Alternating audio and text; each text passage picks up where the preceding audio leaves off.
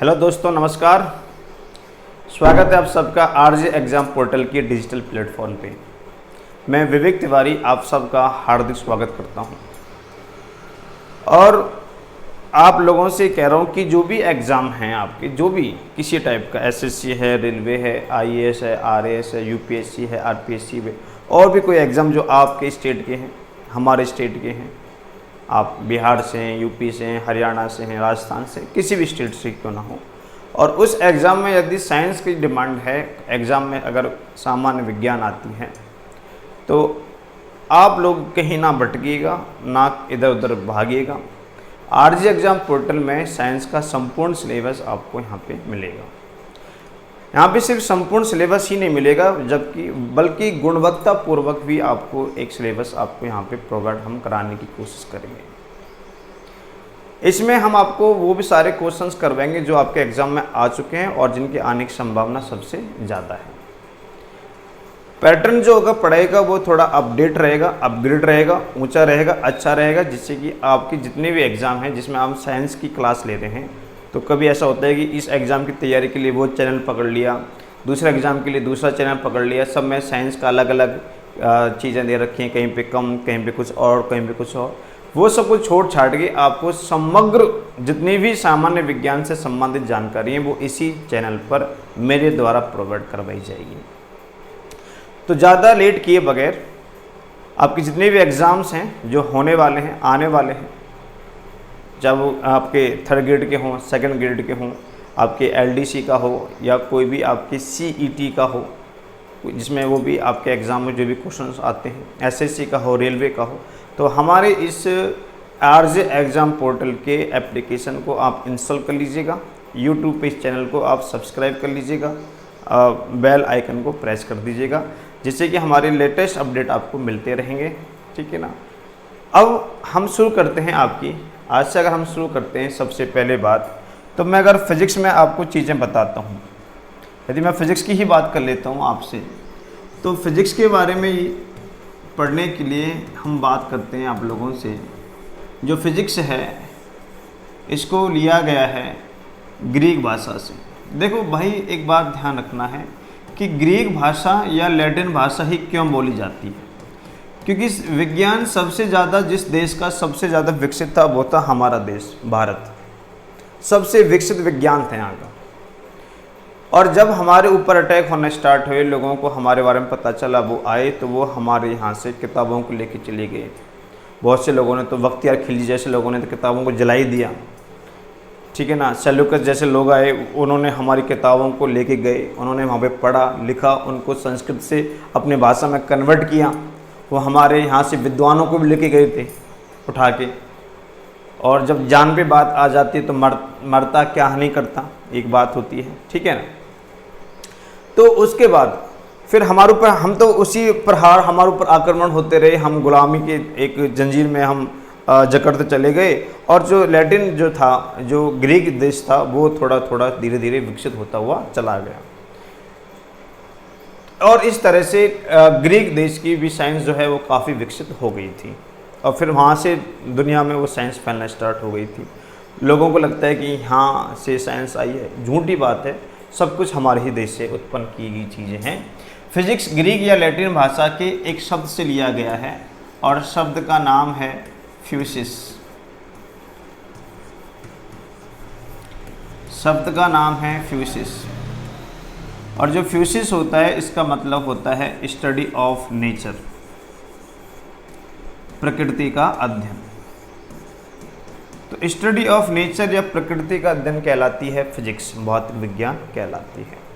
भौतिक विज्ञान ग्रीक भाषा या लैटिन भाषा के फ्यूसिस शब्द से बना है, जिसका मतलब होता है प्रकृति का अध्ययन।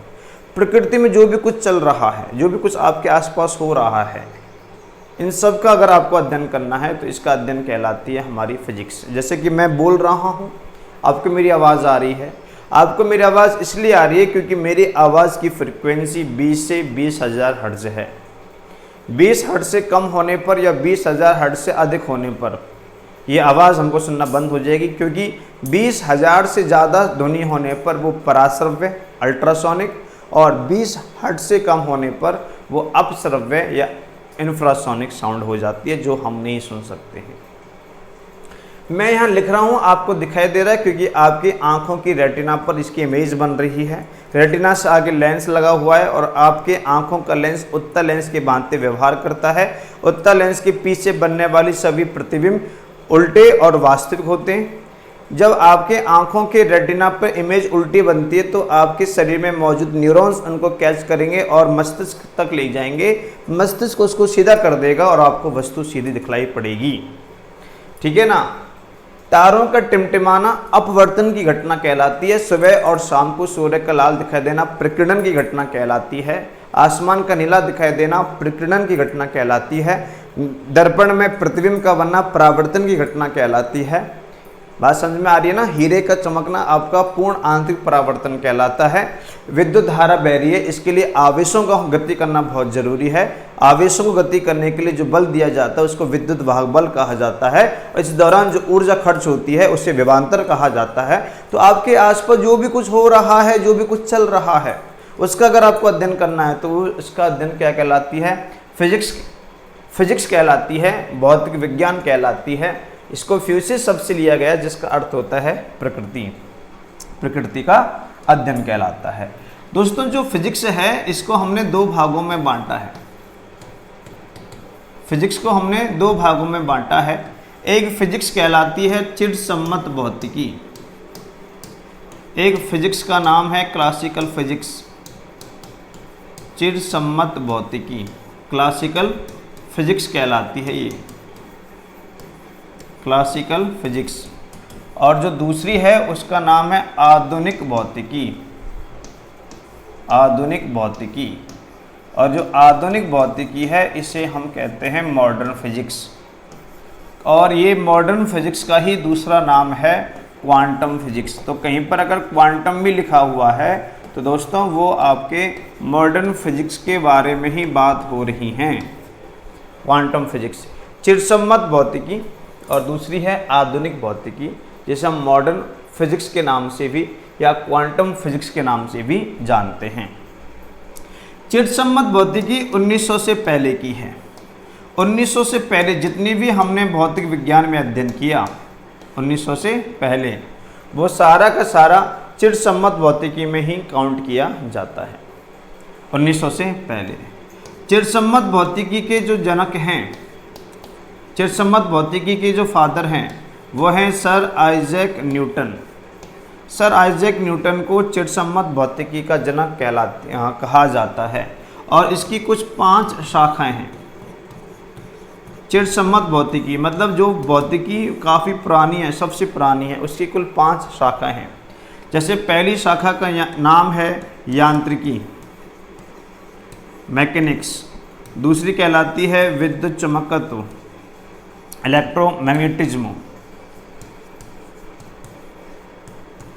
इलेक्ट्रोमैग्नेटिज्म तीसरा जो इसका पार्ट है, यांत्रिकी, विद्युत चुंबकत्व। तीसरा जो इसका पार्ट है उसका नाम है ऊष्मागतिकी, थर्मोडायनेमिक्स, वो ऊष्मागतिकी कहलाती है। चौथा है ध्वनि एवं तरंगें, साउंड एंड वेव्स, ध्वनि एवं तरंगें। और इसकी जो 5वीं शाखा का नाम है वो है प्रकाशिकी। तो ऐसे करके कुल कितने इसके पार्ट हो जाते हैं? टोटल 5। चिरसम्मत भौतिकी 1900 से पहले की, शुरुआत कब से हुई पता नहीं, लेकिन 1900 से पहले की जितने भी हमने नियम, तथ्य, सिद्धांत बनाए उन सब का अध्ययन हम चिरसम्मत भौतिकी में करते हैं। और इसके जनक हैं सर आइजैक न्यूटन। और देखो ये हमको सिर्फ पढ़ना है इसलिए क्योंकि हमें एग्जाम को क्रैक करना है, हमें गवर्नमेंट जॉब लेनी है। हमें किताबों में बहुत ही कुछ गलत पढ़ाया गया है। हमारी किताबें जो हैं उन पे पूरा का पूरा प्रभाव है पाश्चात्य लोगों का, क्योंकि उन्हीं के द्वारा ही हमारा इतिहास लिखा गया है, बुना गया है। उनकी जो मर्जी है उन्होंने वैसा हमारा इतिहास हमको सुनाया है और हमने आंख बंद करके यकीन कर लिया है। और जब हम उस इतिहास को आज बदलने की कोशिश में, तो हम बहुत से लोग जो हैं सो कॉल्ड स्कॉलर, जो खुद को विद्वान समझते हैं, वो इसका विरोध कर रहे हैं। ठीक है ना। जड़ें हमारी बहुत गहरी हैं, पर दिक्कत है कि हम अपनी जड़ों तक नहीं पहुंच पा रहे। हमको ऊपर से दिखाया जा रहा है, झूठा दिखाया जा रहा है। फिजिक्स वगैरह इनकी कहाँ औकात है न्यूटन की, पर हमें पढ़ना पड़ेगा क्योंकि अभी हमें एग्ज़ाम क्रैक करना है। अभी हमें अपने देश के बारे में, अपनी संस्कृति के बारे में जानने के लिए जब आपकी जॉब लग जाए उसके बाद जानना। फिलहाल आपको ये सुनना है कि चिरसम्मत भौतिकी के जनक कौन है, न्यूटन है। इसकी कुल कितनी ब्रांचेज हैं, 5।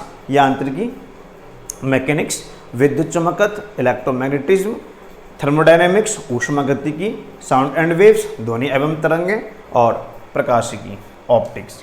ये इसकी कुल 5 ब्रांचेज होती हैं।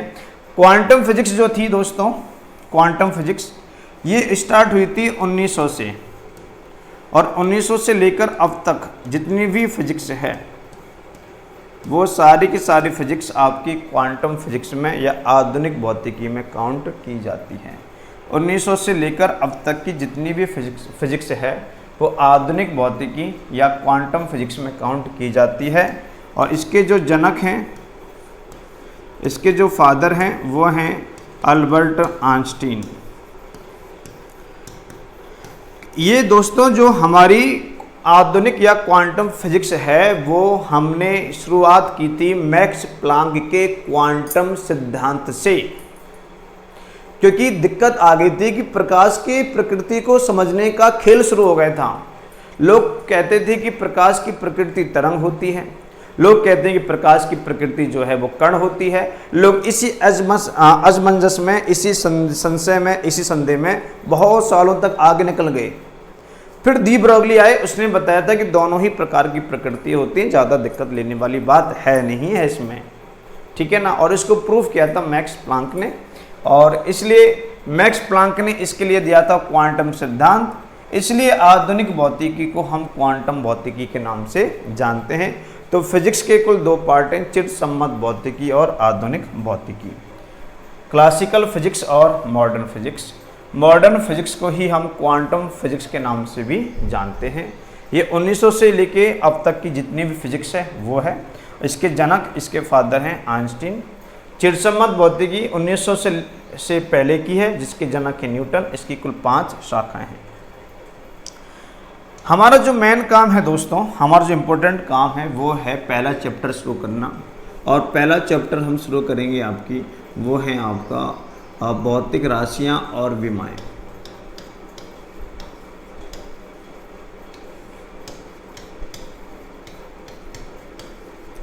भौतिक राशियां और विमाएं। दोस्तों भौतिक राशियां क्या होती हैं? बात तो ये है ना, भौतिक राशियां किसे कहते हैं? तो भौतिक राशियां वे राशियां होती हैं जिनको मापा या तोला जा सके, जिनको मापा व तोला जा सके।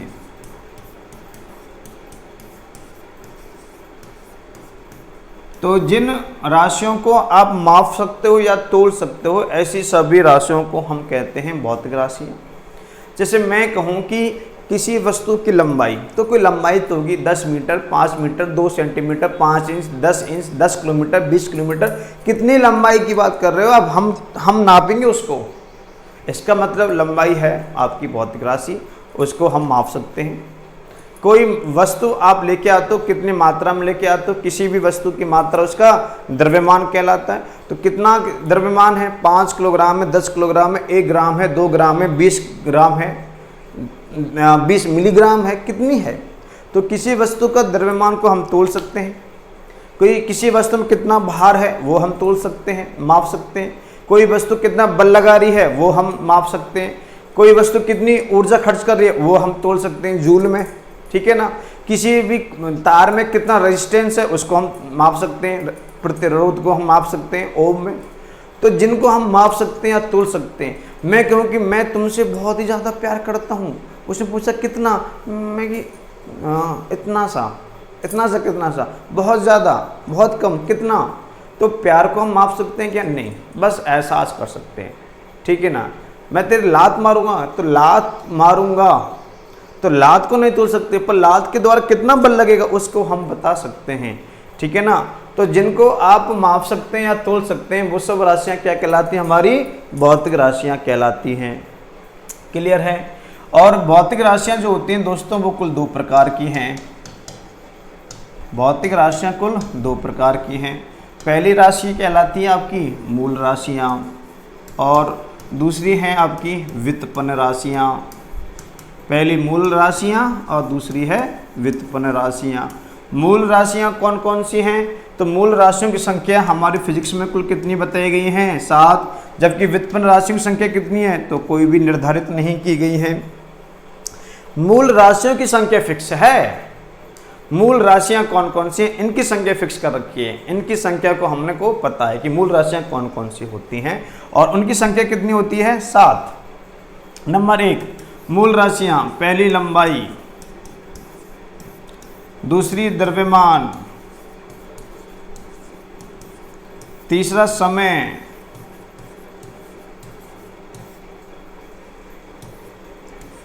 चौथा ताप, पांचवी विद्युत धारा,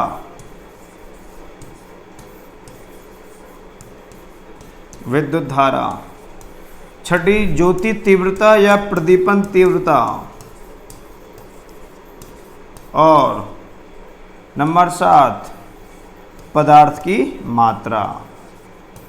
तो ध्यान रखना है कि अगर हमसे मूल राशियों के बारे में कहे, मूल राशियां वे राशियां होती हैं जो स्वतंत्र अवस्था में होती हैं, जिनके ऊपर किसी का कोई दबदबा नहीं है, जिसका अपना खुद का अस्तित्व है कि मैं अकेली हूं, अकेली ही रहूंगी, कोई मेरे आसपास आएगा नहीं, या मैं अकेला हूं तो अकेला हूं, कोई किसी का मेरे ऊपर कोई वश नहीं है। मैं दुनिया को बना सकता हूं, दुनिया मुझको नहीं बनाएगी, मैं तो खुद बना हुआ हूं। और जो खुद बना हुआ है ऐसी राशियां क्या कहलाती हैं? मूल राशियां कहलाती हैं। इन पर किसी का कोई वश नहीं चलता, इनका किसी पर कोई जोर नहीं चलता है। ठीक है ना? लंबाई, द्रव्यमान, समय, ताप, विद्युत धारा, ज्योति तीव्रता, पदार्थ की मात्रा, ये स्वतंत्र अवस्था में पाई जाती है। इनका ऊपर किसी का कोई वश नहीं है, या कोई चीज चेंज हो जाए तो इनके मान में कोई भी चेंज नहीं होगा। ये तो अपनी ऐसे ऐसे यूं यूं बैठी हुई हैं, ऐंठ के, ईगो है इनके अंदर, स्वतंत्र अवस्था में खुद बने खुद मरेंगे, कोई दूसरा मुझको बदल नहीं सकता है। ऐसी राशियां क्या कहलाती हैं? मूल राशियां।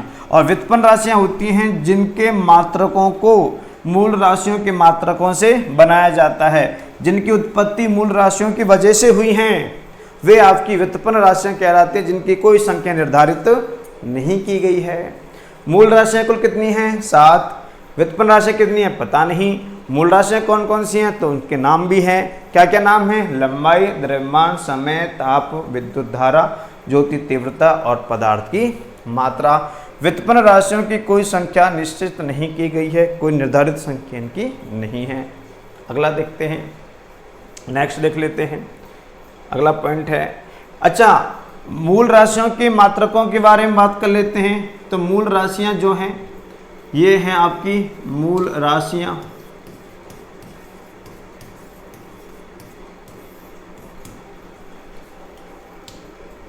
ये हैं उनके मात्रक, और यहां मैं लिखूंगा इनकी विमाएं। मात्रकों को अगर घातों के रूप में लिखा जाए, मात्रकों को अगर घात के रूप में लिखा जाए तो उसको हम कहते हैं विमा इति श्री। बस बहुत आसान शब्दों में बता रहा हूं मैं आपको। मात्रकों को अगर घातों के रूप में लिखा जाए तो उसको हम कह देते हैं विमाएं। मूल राशियां हैं जैसे कि नंबर 1 है लंबाई, नंबर 2 है द्रव्यमान, नंबर 3 है समय,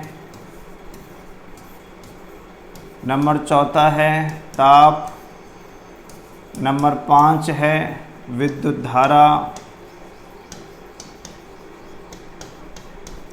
नंबर 6 है ज्योति या प्रदीपन तीव्रता,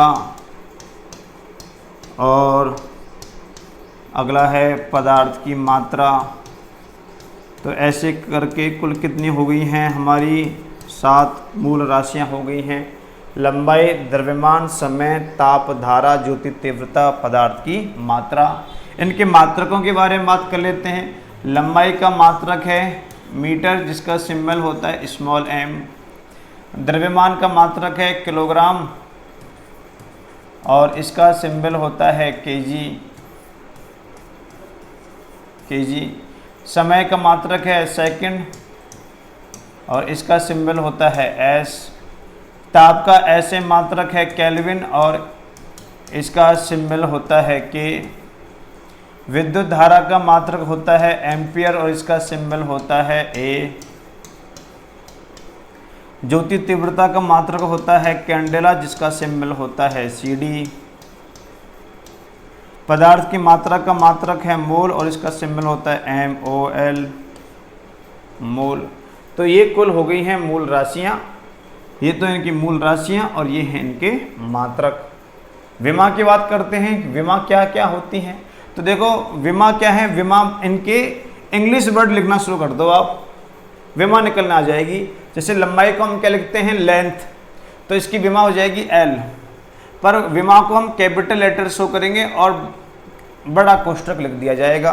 तो लंबाई की विमा क्या बन गई है L, लेंथ लंबाई L, लेंथ लंबाई L आ जाएगा, ठीक है ना।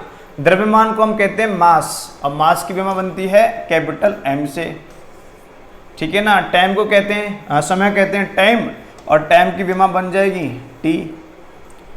ताप, अब जब ताप को हम कहते हैं टेम्परेचर, टेम्परेचर में आता है T और T टाइम में भी आता है, इसलिए ताप की विमा को चेंज करके क्या लिख दिया है थीटा, थीटा लिख दिया है। तो ताप की विमा होती है थीटा, थीटा से शो करते हैं। विद्युत धारा जो होती है इसका मात्रक है एम्पियर और इसका जो विमा है वो एम्पियर से लिया गया है। तो विद्युत धारा की विमा होती है A, एम्पियर A। ज्योति तीव्रता की विमा होती है CD। पदार्थ की मात्रा का सिंबल होता है, इसकी विमा है मोल। तो बहुत ही आसान है, ज़्यादा कठिन नहीं, ज़्यादा परेशानी वाली बात नहीं है, बहुत आसान है, ठीक है ना। तो आपके सामने ये सब कुछ लिखा हुआ है, आप यहाँ देख सकते हैं।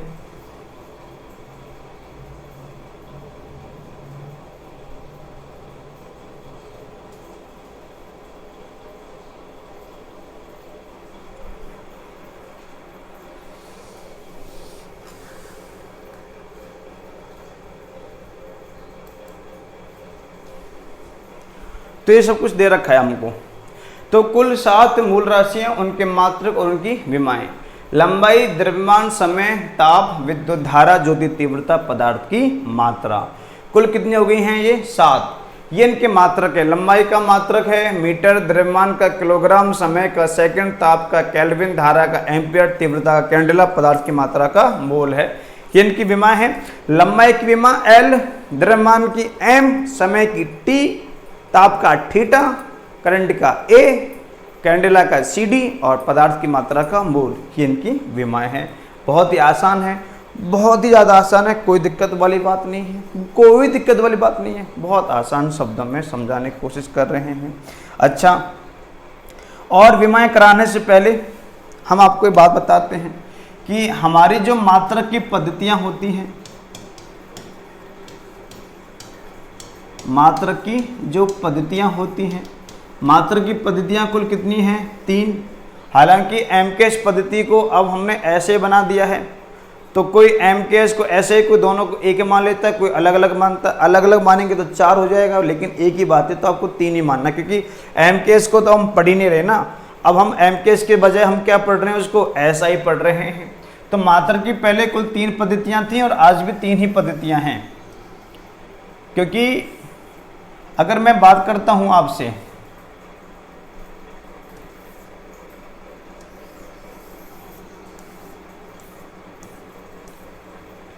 तो इधर मैं लिखता हूं पद्धति का नाम। जैसे पहली पद्धति का नाम था MKS, दूसरी का नाम था CGS, तीसरी का नाम है FPS।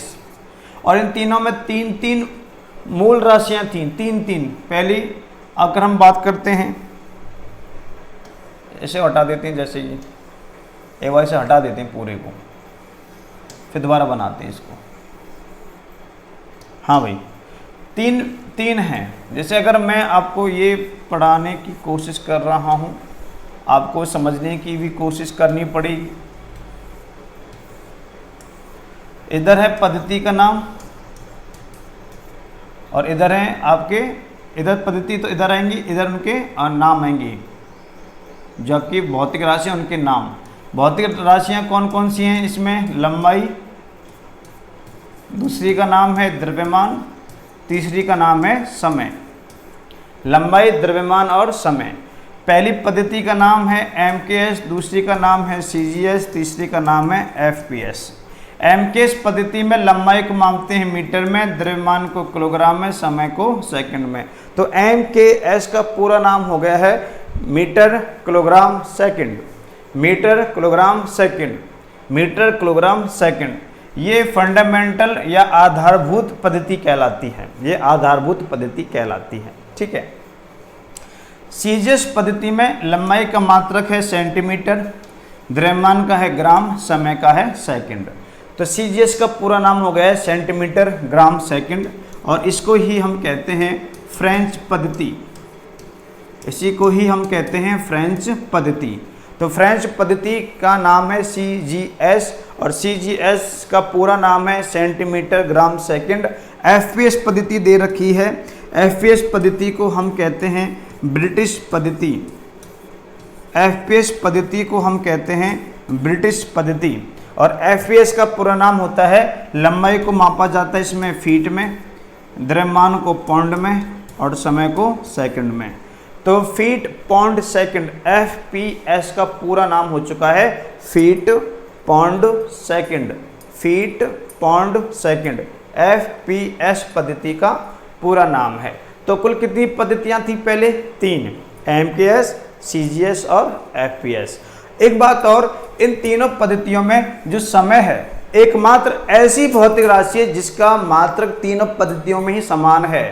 MKS में, CGS में, FPS में, तीनों में इसका नाम है second second second, second second second. MKS में भी समय का मात्रक सेकंड, CGS में भी सेकंड और FPS में भी सेकंड। तो समय एकमात्र ऐसी भौतिक राशि है जिसका मात्रक सभी पद्धतियों में समान है। फ्रेंच पद्धति CGS और ब्रिटिश पद्धति को FPS पद्धति के नाम से भी जाना जाता है। ओके, अब हुआ ये था कि जैसे जैसे भौतिक राशियां बढ़ना स्टार्ट हो गई, नई नई भौतिक राशियां हमारे सामने आने लग गई, तो ये पद्धतियाँ छोटी पड़ गई। फिर हमने क्या किया, इसी MKS को चेंज करके हमने इसको बना दिया SI। अब MKS को हमने बाद में किस नाम से जाना शुरू कर दिया है? SI। और SI का मतलब होता है सिस्टम ऑफ इंटरनेशनल, अंतर्राष्ट्रीय मानक पद्धति, अंतर्राष्ट्रीय मानक पद्धति, अंतर्राष्ट्रीय मानक पद्धति जो पूरे इंटरनेशनली एक समान है।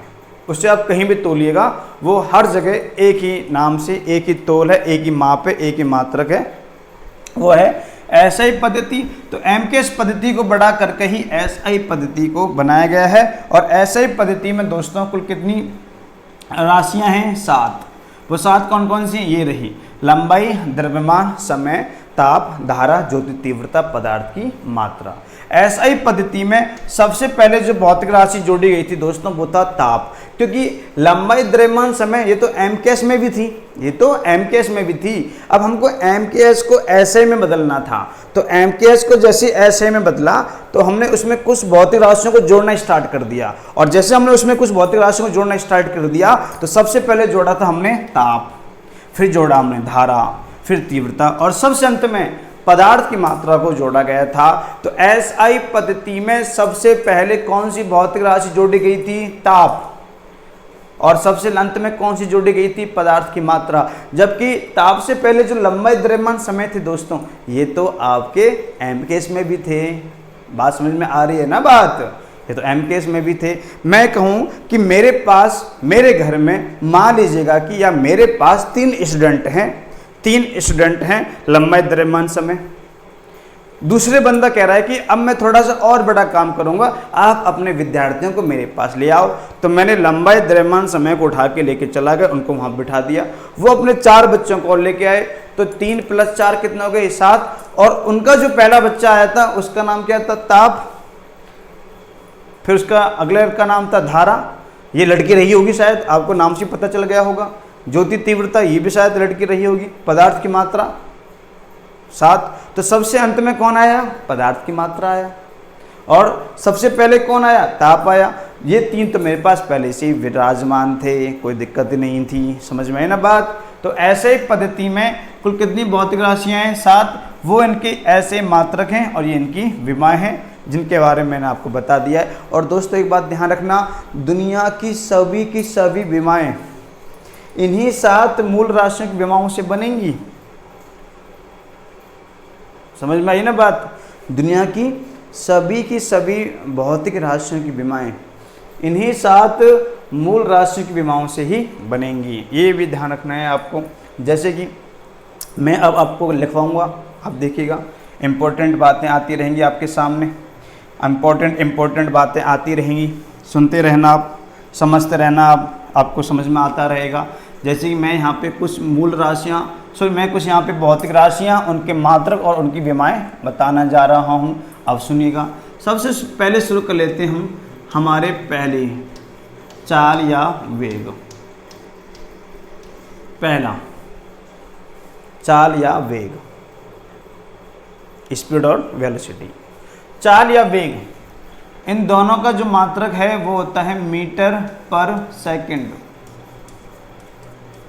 मीटर पर सेकंड, मीटर पर सेकंड।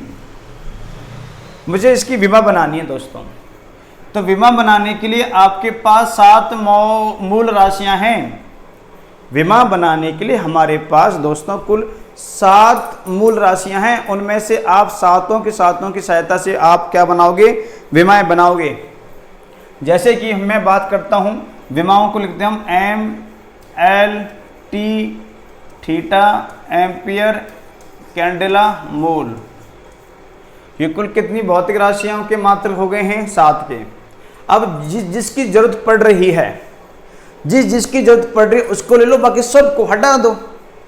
जैसे कि आओ इधर, हम बात करते हैं एम। एम का मतलब होता है मास। विमा में एम का मतलब होता है मास, और मास का द्रव्यमान का मात्र क्या होता है? केजी, किलोग्राम होता है। क्या यहाँ पे किलोग्राम है? यहाँ पे किलोग्राम तो नहीं है। नहीं है तो फिर छोड़ो ना, इसको क्यों लगे पड़े हो? जब जो चीज़ है ही नहीं तो उसके पीछे क्यों लगे पड़ो? कुछ उठो, वहाँ से हटो, वहाँ से जाओ, कहीं और जाओ, कुछ और देखो, कुछ और पढ़ो, कुछ और देख लो ना। देखने के लिए बहुत कुछ है दुनिया में, एक के पीछे क्यों पड़े हो? अगला जाओ, अगला क्या है? लंबाई, लेंथ, लंबाई। लंबाई का मात्रक क्या होता है? मीटर। क्या मीटर दे रखा है? यस, कम ऑन, देखो मीटर दे रखा है, ये दे रखा मीटर। कितनी बार आया है? एक बार। ऊपर या नीचे? ऊपर है तो यहाँ पे आ जाएगी प्लस की 1, विमा बन गई है। टी का मतलब होता है टाइम। टाइम का मात्रक होता है सेकंड। सेकंड है, बिल्कुल है, नीचे है, लेकिन ऊपर जाएगा तो माइनस का हो जाएगा, तो इसको लिख दिया -1। और ये सब कुछ क्या हो गया है? ये सब कुछ हो गया है 0 0 0 0 0। सबको हटा दो, और सबको हटाने के बाद आप इसको लिख सकते हो L1 T-1। बस बात खत्म। ये बन गई है चाल या वेग की विमा। So simple. कितना सिंपल है, कितना आसान है, कितना आसान है, कितना सिंपल है ना? बिल्कुल। अच्छा, दूसरा चलते हैं। दूसरा हम बताते हैं आपको त्वरण, एक्सेलरेशन। त्वरण के बारे में बताएंगे अब हम आपको। अगर हम आपको त्वरण के बारे में पढ़ा रहे हैं तो दोस्तों त्वरण का मात्रक होता है मीटर पर सेकंड स्क्वायर। त्वरण का मात्रक होता है मीटर पर सेकंड स्क्वायर। और मीटर पर सेकंड स्क्वायर के अकॉर्डिंग बनाओगे तो वह देखिएगा, पहले हम ले लेते हैं वही mLT, ताप का थीटा, करंट का एम्पियर, पदार्थ की ज्योति तीव्रता का कैंडेला, पदार्थ की मात्रा का हमने ले लिया है मोल। अच्छा, जिसकी जरूरत है वो ले लो। m मतलब मास, द्रव्यमान, द्रव्यमान का मात्रक किलोग्राम, किलोग्राम इसमें है नहीं तो हटा दो, 0 लिख दो आप। L मतलब लेंथ, लंबाई, लंबाई के मात्रक है मीटर, मीटर है इसमें एक बार तो एक बार लिख लिया, ठीक है ना। अच्छा, टाइम का मात्रक होता है सेकंड। सेकंड कितने बार आई इसमें? 2 बार। ऊपर या नीचे? तो नीचे तो ऊपर लेके जाओ ना, नीचे से आपको हमेशा ऊपर जाना है, लेकिन नीचे से जब वो ऊपर जाओगे तो कुछ ना कुछ तो बदलाव आएगा। बदलाव आएगा, माइनस का हो जाएगा, बाकी सब कुछ क्या हो जाएगा आपका? 0 0 0 0 0। तो ये क्या विमा बन गई इसकी? L1 T-2, L1 T-2, L1 T-2। ये किसकी विमा बन गई है? ये त्वरण की विमा बन गई है। L1 T-2 बन गई है। त्वरण के बाद अगर हम बात करते हैं, अब देखिएगा आगे जो हम आपको पढ़ाएंगे, विमाओं के बारे में जानने से पहले आपको बस एक भौतिक राशि की विमा जान लो आप, एक की। बल की। जिंदगी पलटेगी नहीं, कई करवटें खा चुकी होगी। देखो कैसे। हाँ, उससे पहले हम आपको एक चीज़ और बता देते हैं, संवेग। दोस्तों संवेग का फॉर्मूला होता है P बराबर mv। संवेग का फॉर्मूला, मोमेंटम का फॉर्मूला होता है P बराबर mv। m का मतलब होता है द्रव्यमान, इसका मात्रक किलोग्राम, वेग का होता है मीटर पर सेकंड। तो किलोग्राम मीटर पर सेकंड, ये किसकी विमा बनती है? संवेग की। संवेग की, ये संवेग की विमा बनती है दोस्तों, ठीक है ना। और संवेग की जो विमा बन रही है उसके अकॉर्डिंग आप किसकी विमा बना लो? संवेग की विमा। m, l और t लिख के, m, l और t, m, l और t। m मतलब मास, l मतलब लेंथ, t मतलब टाइम। किलोग्राम मीटर पर सेकंड। तो m मतलब होता है मास, और मास का जो मात्रक है दोस्तों वो होता है किलोग्राम। यहाँ पे किलोग्राम दे रखा है क्या? बिल्कुल दे रखा है। कितनी बार दे रखा है? एक बार दे रखा है। ऊपर दे रखा है, नीचे दे रखा है, ऊपर दे रखा है, तो L1। L लंबाई, लंबाई का मात्रक होता है मीटर, मीटर दे रखा है, बिल्कुल दे रखा है। कितनी बार? एक बार। ऊपर या नीचे? ऊपर, तो L1, M1, L1। टाइम, समय, टाइम, टाइम का जो मात्रक होता है वो होता है सेकंड, और सेकंड दे रखा है कि बिल्कुल दे रखा है। ऊपर है नीचे? ऊपर दे रखा है, नीचे दे रखा है, ऊपर लेके जाओ तो माइनस का 1 हो जाएगा। तो विमा बन जाएगी m1 l1 t-1, m1 l1 t-1। ये विमा बनती है किसकी? ये संवेग की विमा बन रही है, मोमेंटम की विमा बनती है m1 l1 t-1, m1 l1 t-1। ये किसकी विमा है? मोमेंटम की या संवेग की विमा कहलाती है। P बराबर mv, मात्रक है किलोग्राम मीटर पर सेकंड। अगली विमा देख लेते हैं। अगली विमा मैं बता रहा हूँ आपको बल की, और यही विमा सबसे ज़्यादा आपको याद रखनी है। बल का फॉर्मूला होता है F बराबर ma, और अगर आपको ये फॉर्मूला और ये मात्रक याद है, इसकी विमा याद है, तो आप बहुत सारी भौतिक राशियों की विमाओं को आप बल से जोड़ के उनकी विमाएं बना सकते हैं एग्जाम में। बहुत आसान है। F बराबर ma, F बराबर ma। m मतलब द्रव्यमान, द्रव्यमान का मात्रक किलोग्राम। a का मतलब त्वरण, त्वरण का मात्रक मीटर पर सेकंड स्क्वायर, किलोग्राम मीटर पर सेकंड स्क्वायर, और इसको ही कहा जाता है न्यूटन।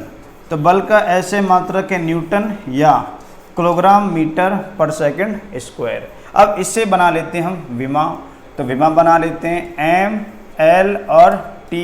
अभी इनकी ज़रूरत है, किसी और की ज़रूरत पड़ेगी तो उनको ले लेंगे। कुल कितनी मूल राशियाँ होती हैं? 7। उन्हीं 7 मूल राशियों से ही हमें क्या बनानी है? विमाएं बनानी हैं। m, l, t, theta ampere candela mole, m, l, t, theta a, c, d mole.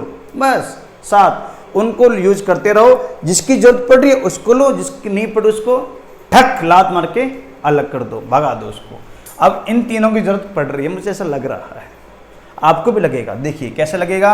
m मतलब मास, मास का मात्रक किलोग्राम, किलोग्राम है। कितनी बार है दोस्तों? एक बार है। So simple. l लंबाई, लंबाई का मात्रक क्या होता है? मीटर। एक बार आया तो एक बार जोड़ दिया। समय, समय का मात्रक होता है सेकंड। सेकंड कितनी बार आया है? यहाँ पे 2 बार आया है। ऊपर है नीचे है? नीचे, ऊपर ले जाओ तो माइनस का 2 लिख दो। तो बल की विमा बन गई है m1 l1 t-2, m1 l1 t-2, m1 l1 t-2। ये जो विमा बनी है वो किसकी बनी है? बल की।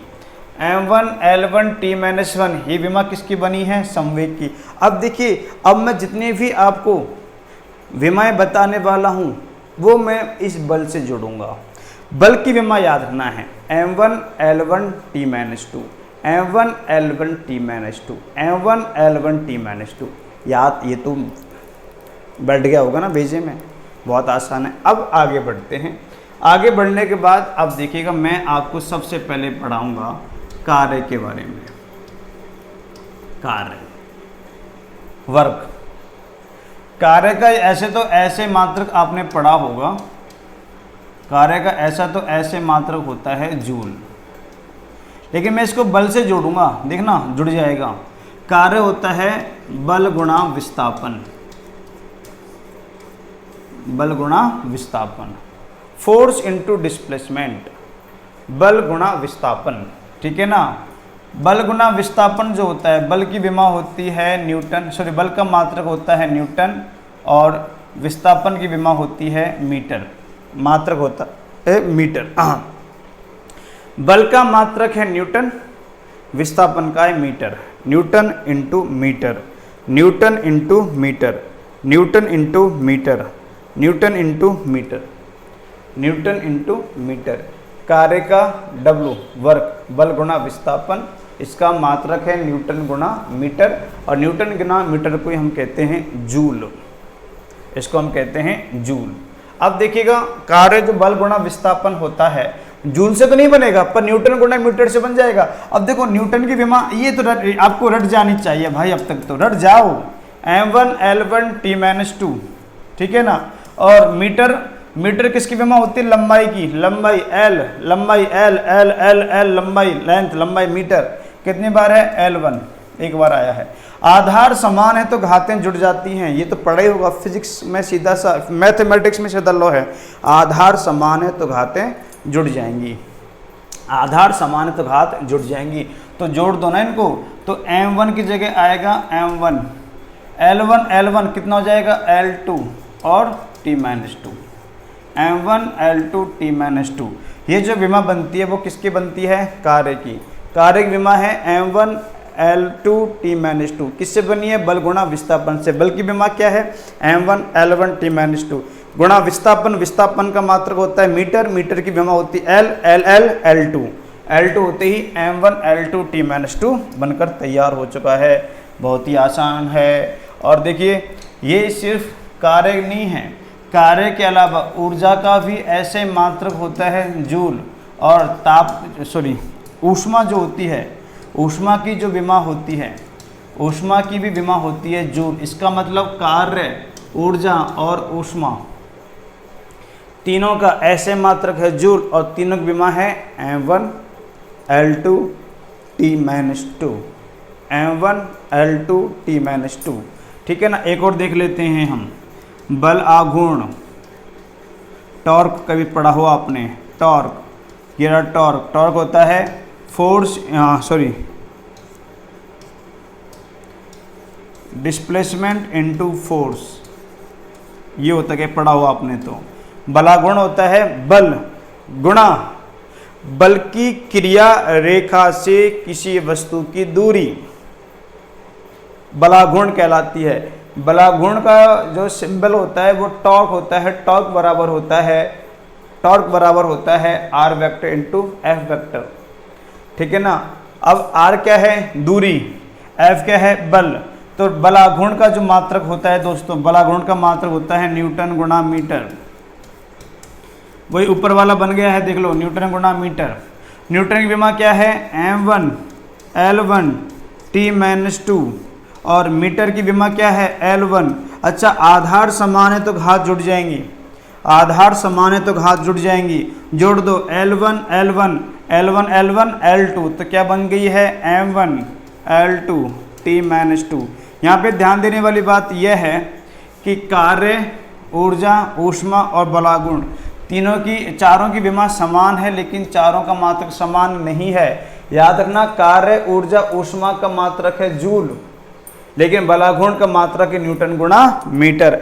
ध्यान रखना है, किसी भी भौतिक राशि के मात्रक समान है, मात्रक समान है तो 100% कन्फर्म है कि उनकी विमा भी समान होंगी। किसी भी भौतिक राशि के अगर मात्रक समान है तो कन्फर्म है कि उसकी विमा समान होगी, लेकिन यदि किसी भी भौतिक राशि की विमा समान है तो ये कन्फर्म नहीं है कि उनके मात्रक भी समान होंगे, ठीक है ना। जैसे कि कार्य, ऊर्जा, ऊष्मा तीनों की विमा क्या थी, जूल, लेकिन बलागुण की बात करते हैं, बलागुण का मात्रक क्या है, न्यूटन गुणा मीटर है, लेकिन इन चारों की विमा कैसी है, समान है।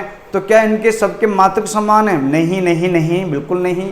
कार्य, ऊर्जा, ऊष्मा की मात्रक चलो समान है, मानता हूँ, आपको भी मानना पड़ेगा, मैं भी मान के बैठा हुआ हूँ, लेकिन बलागुण की मात्रक जो है वो न्यूटन गुणा मीटर है। इसको आप कदापि जूल नहीं बोल सकते हैं, नहीं बोल सकते हैं, कभी नहीं। अगला देखते हैं, अगली एक विमा और करवाते हैं आपको। ऐसी हजारों विमाएँ आएंगी, ऐसे हजारों विमाएँ आएंगी जो आपको पढ़ने लिखने को मिलेंगी, ठीक है ना। जैसे एक शब्द होता है आवेग, इम्पल्स, आवेग, आवेग होता है आपका F into T, F into T. Impulse होता है F इंटू टी, न्यूटन गुणा सेकंड। तो इसका आवेग का ऐसे मात्रक हो जाएगा न्यूटन गुणा सेकंड। और जब न्यूटन गुणा सेकंड से आप इसे करोगे, इसकी विमा बनाओगे, तो विमा बनाना आसान है। न्यूटन किसका मात्रक है? बल का। बल का मात्रक क्या है? बल की विमा क्या है? m1 l1 t-2। बल का मात्रक क्या है? न्यूटन। विमा क्या है? m1 l1 t-2। Second, second की विमा क्या बनती है? t1। आधार समान है तो घात जुड़ जाएंगी, -2 + 1, -2 + 1, -1 रह जाएगा। तो इसकी विमा बनेगी m1 l1 t-1, m1 l1 t-1। ये किसकी विमा बन गई है? आवेग की विमा बन गई है m1 l1 t-1।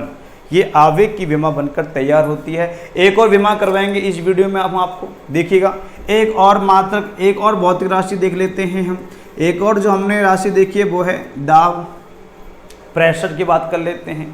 प्रेशर में क्या होता है? प्रेशर का आपको ऐसे मात्रक मालूम है, पास्कल होता है, पास्कल होता है, ठीक है ना। PA से इसको हम शो करते हैं पास्कल को। लेकिन इसको हम बल में जोड़ दें तो देखो इसकी बल दाब की डेफिनेशन क्या होती है? एकांक क्षेत्रफल पे लगने वाला बल। क्या बोले? एकांक क्षेत्रफल पे लगने वाला बल। एकांक क्षेत्रफल पे लगने वाला बल मतलब P बराबर हो जाएगा F/A। एकांक क्षेत्रफल पे लगने वाला बल क्या कहलाता है? दाब। अब बल का मात्रक क्या है? न्यूटन। और एरिया क्या होता है? Metre square. तो पास्कल को हम लिख सकते हैं N/मीटर², N/मीटर²। और N/मीटर² से ही हम यहाँ पे विमा बना सकते हैं। विमा कैसे बनेगी? न्यूटन की विमा क्या है? m1 l1 t-2। मीटर², मीटर मतलब लंबाई, l लेंथ, l कितनी बार आया है? 2 बार। इसको मैं ऊपर लेके जाऊंगा तो क्या दोस्तों ये ऐसा नहीं हो जाएगा? m1 l1 t-2 इंटू, इसको मैं ऊपर ले जाऊंगा तो क्या ये ऐसा नहीं हो जाएगा? l-2 ऊपर जाएगा तो घात माइनस की हो जाएंगी ना। अब आधार समान है तो घात जोड़ दो, +1 -2 +1 -2 -1 रह जाएगा। तो दाब की विमा बन गई है m1 l-1 t-2, m1 l-1 t-2। ऐसे और भी भौतिक राशियां हैं, और भी विमाएँ हैं, और भौतिक राशियाँ और विमाएँ जो हैं उनके बारे में जानने के लिए हमारे साथ आप जुड़े रहिएगा। हमारे चैनल को सब्सक्राइब कर लीजिएगा। चैनल का नाम है RJ एग्ज़ाम पोर्टल क्लियर। और बेहतरीन से बेहतरीन साइंस की वीडियोस को देखने के लिए हमारे साथ जुड़े रहिएगा। हमारे एप्लीकेशन को इंस्टॉल कर लीजिएगा। साइंस का जो बेहतर से बेहतर कंटेंट है वो आपको इसी ही प्लेटफॉर्म के माध्यम से अवेलेबल होगा। साइंस को आसान शब्दों में कैसे समझाया जाए, कैसे सीखा जाए, कैसे एग्ज़ाम में करके आएँ, कैसे साइंस को हम आसानी से समझ सकते हैं, कैसे बेड़ा पार करें हम साइंस में, उसके लिए हमारे साथ जुड़ते रहिएगा और हमारी वीडियोस को देखते रहिएगा, लाइक करते रहिएगा, और चैनल को सब्सक्राइब करते रहिएगा। थैंक यू, धन्यवाद।